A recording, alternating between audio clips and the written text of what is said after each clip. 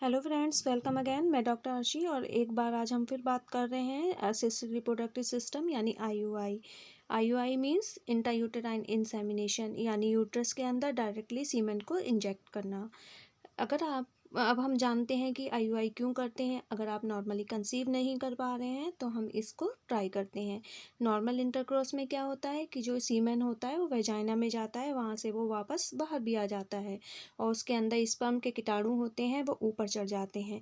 हम मानकर चलते हैं नॉर्मल कंसीव नहीं हो रहा है तो कहीं ना कहीं कोई कमज़ोरी है, या तो हस्बैंड के स्पर्म इतने ताकतवर नहीं है या फिर वो ऊपर ट्रेवल नहीं कर पा रहे हैं, या फिर वेजाइना में कोई ऐसी एंटीबॉडीज़ या एनवायरनमेंट है कि वहाँ पर वो डिस्चार्जेस जो हैं इतना अच्छा नहीं है कि स्पर्म आराम से ट्रेवल कर पाएँ। तो बेसिकली उस पूरे रूट को बाईपास करने के लिए हम छोटे से पतले से कैथेटर से डायरेक्टली सीमन को वॉश करके और साफ़ करके यूट्रस में डाल देते हैं। इसको कहते हैं इंट्रायूटेराइन इंसेमिनेशन।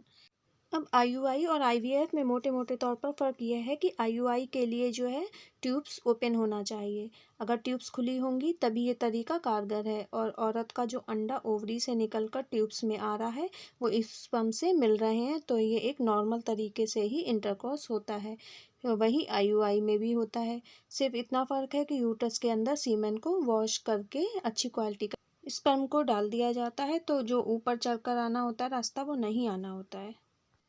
जिस दिन आपका एग रैप्चर होता है उस दिन आपके हस्बैंड का सीमेन लेके उसको वॉश करके एक तैयार करके उसको आपके यूट्रस में इंजेक्ट कर दिया जाता है। अगर हस्बैंड का सीमेन नहीं है तो आप डोनर सीमेन है जो आपको बैंक्स में अवेलेबल रहता है, जैसे कि ब्लड बैंक्स रहते हैं वैसे ही सीमेन के बैंक भी अवेलेबल हैं। कुछ हॉस्पिटल में अवेलेबल होता है और कुछ में बाहर से मंगाना होता है। बेसिकली एक पतला सा वायल होता है, उसके अंदर 1 ml होता है, उसी का एक्स्ट्रा खर्चा होता है। आईयूआई पहले करते हैं तो उन पेशेंट में जिनकी ट्यूब्स खुली हैं। अगर ये सक्सेस नहीं है तभी हम आईवीएफ की मदद ले सकते हैं। दूसरा मेजर डिफरेंस आईयूआई और आईवीएफ में यह है कि आईयूआई में कोई सेडेशन की ज़रूरत नहीं होती है। तो ये एक पतला सा प्लास्टिक का कैथेटर होता है जिसको पेशेंट को लिटाया जाता है और उसी के थ्रू सीमेन को इंजेक्ट कर दिया जाता है उसके यूट्रस में, और इसमें कोई पेन नहीं होता है।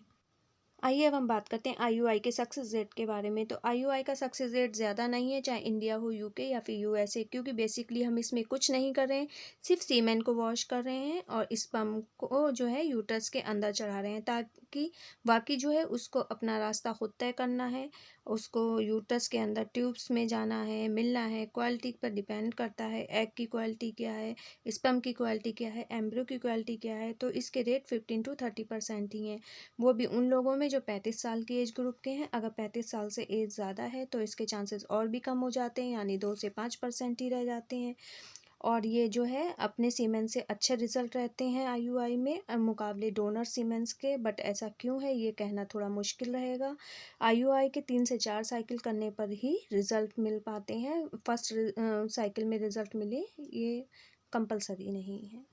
अब आईयूआई होने के बाद अक्सर लोग परेशान रहते हैं कि हम ऐसा क्या करें जो ये सक्सेस हो जाए। तो ऐसा कुछ नहीं है, आप आराम से रहें जैसे आप नॉर्मल लाइफ में रहा करते थे। बस आप विगरस एक्सरसाइज और जिम वगैरह को अवॉइड करें, फ्लूइड इनटेक बढ़ा दें, पानी ज़्यादा से ज़्यादा पिएं ताकि बॉडी में डिहाइड्रेशन ना हो, green leafy vegetables and fruits का यूज़ करें, और आप अपनी नॉर्मल लाइफ में इंजॉय करें। और तो आपको ये मेरी इन्फॉर्मेशन आज की कैसी लगी मेरे कमेंट्स बॉक्स में जाके मुझे ज़रूर बताएं, और मेरे channel healthy life with doctor Arshi को सब्सक्राइब करें। Thanks for watching.